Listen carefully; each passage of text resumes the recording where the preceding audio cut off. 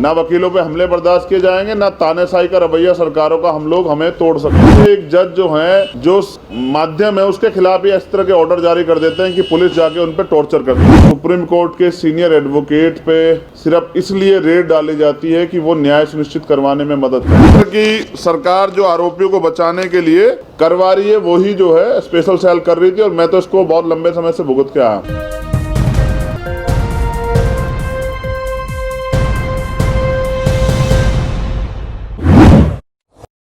Lawyer, अधिवक्ता, मैं खुद एक एडवोकेट हूं और मुझे इसका एक स्लोगन बड़ा पसंद आया। वो स्लोगन था एडवोकेट बॉर्न फॉर जस्टिस। तो ये इतना अट्रैक्टिव था कि इसने मेरे जीवन पे एक बड़ा असर डाला। Advocate, lawyer, born for justice. अब ये बड़े लंबे समय से देखा जा रहा है कि वकील अपनी जिम्मेदारियों को अदा कर रहे हैं। सिस्टम का एक बहुत मजबूत हिस्सा है एडवोकेट। एक कमज़ोर, निर्दोष व्यक्ति की आवाज़ को माननीय सर्वोच्च न्यायालय और देश के किसी भी न्यायालय तक पहुंचाने का माध्यम है हम लोग जो वकील लोग हैं। ये वकील परिवार जो है ना, पूरे देश में काला कोट के नाम से भी जाना जाता है। ये इसलिए है कि न्याय सुनिश्चित हो सके। मैं खुद इस सिस्टम में बहुत लंबे समय से देख रहा हूँ कि जब सरकार अपने अपराधों को छिपाने का काम करती है तो वो सरकारी तंत्र का दुरुपयोग करती है, और अभी कुछ दिन पहले वही हुआ है।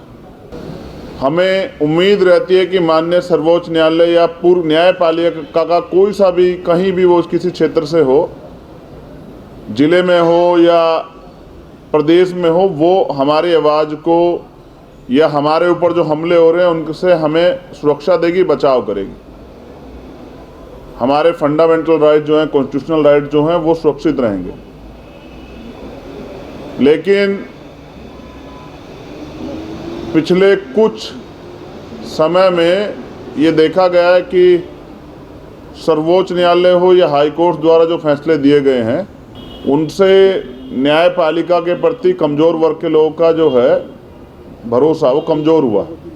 तो आज हम लोग इसलिए यहाँ इकट्ठा हुए हैं कि दिल्ली दंगे पे जो अपराधी लोग हैं, जिनके लिए कार्रवाई के लिए प्रयास किया जा रहा था, और मेरे साथ ही मेरे खुद के पर्सनल वकील भी हैं यहाँ सुप्रीम कोर्ट में। कई मामलों में आपने मेरी जो है पैरवी करते इनको देखा होगा।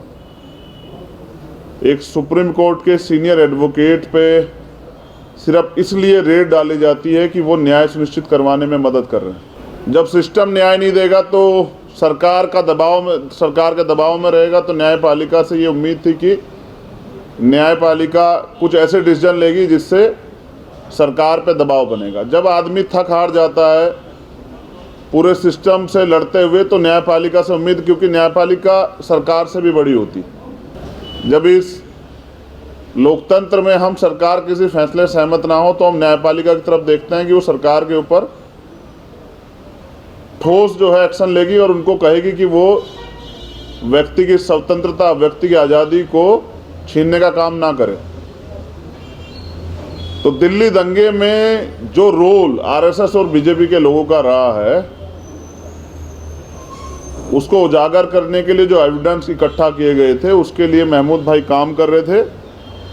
और दिल्ली के स्पेशल सेल द्वारा 15 घंटे पूछताछ की गई। पूछताछ के नाम पे टॉर्चर किया गया। कोई और व्यक्ति होता तो शायद टूट जाता। 15 घंटे एक बड़ा समय होता। जिस तरह से महमूद भाई यहाँ बैठे हुए हैं, जिस तरह से उनके साथ अपमानजनक रवैया किया गया, उनके साथ मारपीट की गई, ये बहुत दुखद है। कोई और होता तो टूट जाता। लेकिन मुझे खुशी है इस बात की कि एक अम्बेडकरवादी एडवोकेट अपने सिद्धांतों पे खड़ा रहा और उनका सामना करता रहा, और 15 घंटे के बाद भी स्पेशल सेल को हार के वहाँ से जाना पड़ा। और स्पेशल सेल अपनी ड्यूटी कर रही है। कौन सी ड्यूटी? जो सरकार उनसे करा रही है।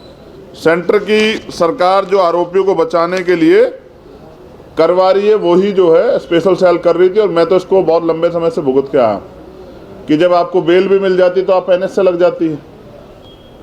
और पूरा तंत्र आपको तोड़ने पे लग जाता है। तो कुछ लोग हैं जो सिस्टम से लड़ रहे हैं और भी साथी सिस्टम के विरोध में लड़ रहे हैं, लेकिन महमूद भाई उनमें से एक मजबूत आवाज़ है इस देश के वंचित समाज की, जो कमज़ोरों के लिए लड़ते हैं।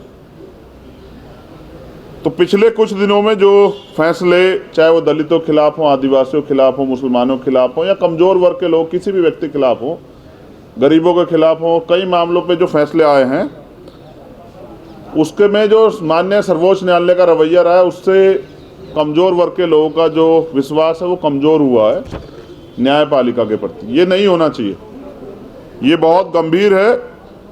और वकीलों पे हमले, जैसा मैंने कहा कि हम वो माध्यम हैं जो एक व्यक्ति जो जिस पे आरोप लगा है और वो उसको न्याय दिलाने के लिए सुप्रीम कोर्ट, हाई कोर्ट या जिला न्यायालयों में जो प्रस्तुत होते हैं, या वो कड़ी हैं जो न्याय सुनिश्चित कराते हैं, न्याय दिलाते हैं। हम पे हमला, वकीलों पे जो हमला है, वो संवैधानिक व्यवस्था, भारत के संविधान, न्यायपालिका पे बड़ा हमला है। लोगों का विश्वास न्याय व्यवस्था से डगमगाने लगेगा अगर ये हमला जो है लगातार जारी रहा। इसलिए हमने तय किया है कि अत्याचारों के विरुद्ध जो है न्याय प्रणाली को सशक्त एवं जागरूक करने के लिए माननीय सर्वोच्च न्यायालय को 22 तारीख को 3 बजे ज्ञापन जो है वो दिया जाएगा, जिसमें वकील लोग रहेंगे, जिसमें हमारी तरफ से भीम आर्मी के जो जितने भी वकील एसोसिएशन के लोग हैं वो सब लोग रहेंगे।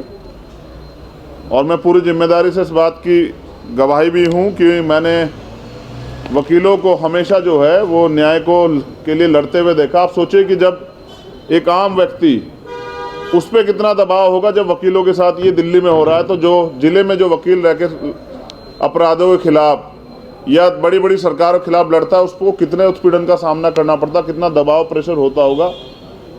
तो मैं महमूद भाई का फिर से धन्यवाद करता हूँ।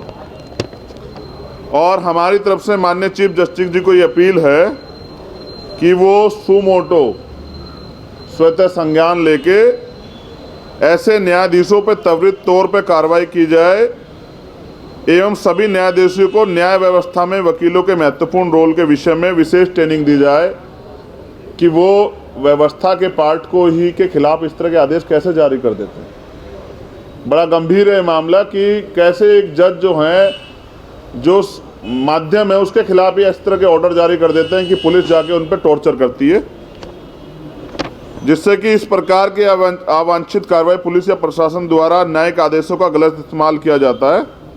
यदि इसके बाद भी वकीलों के स्वाभिमान एवं स्वतंत्रता की रक्षा करने हेतु ठोस कदम नहीं उठाए जाते, भारत के संविधान के सबसे बड़े रक्षक वकीलों की स्वतंत्रता, उनकी सुरक्षा सुनिश्चित नहीं की जाती, उन पे हमले नहीं रुकते, तो मैं आज पूरी जिम्मेदारी से माननीय सर्वोच्च न्यायालय को कहना चाहता हूं कि 22 तारीख को तो ये मार्च है जो जिसमें ज्ञापन दिया जाएगा। अगर अब सुप्रीम कोर्ट नहीं जागा तो हम अपने अधिकारों की सुरक्षा के लिए माननीय सर्वोच्च न्यायालय का घेराव करेंगे आने वाले कल में।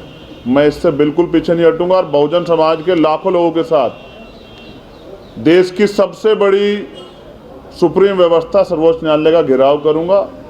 हम वकीलों पे हमला बर्दाश्त नहीं किया जाएगा। ऐसे न्यायाधीशों को सरकार माननीय सर्वोच्च न्यायालय जो है उन पर निगरानी करे और उनको ट्रेनिंग दे कि इस तरह के ऑर्डर किसी दबाव में ना निकालें। ये बहुत दुखद है। मैं अगर आप इससे जुड़ा कोई भी सवाल जो है टेक्निकली रखना चाहते हैं तो मैं और महमूद भाई उसका जो है जवाब देंगे, मगर ये दुखद है और इसलिए इसकी भर्त्सना करने के लिए और इसके खिलाफ खड़े रहने के लिए अड़ी घुरा के ना वकीलों पे हमले बर्दाश्त किए जाएंगे, ना तानेशाही का रवैया सरकारों का हमें तोड़ सकता है। इसलिए यहाँ है कि सर्वोच्च न्यायालय इसका संज्ञान ले, वरना सर्वोच्च न्यायालय तैयार हो जाए कि हम सर्वोच्च न्यायालय का बहुत जल्द जो है इस मार्च के बाद घेराव करेंगे अगर हम वकीलों के पे जो है ये हमले जारी रहेंगे। धन्यवाद। सभी अहम खबरों के लिए न्यूज़ MX को सब्सक्राइब करें, साथ ही बेल आइकॉन को जरूर दबाएं। लाइक, शेयर, कमेंट करना ना भूलें।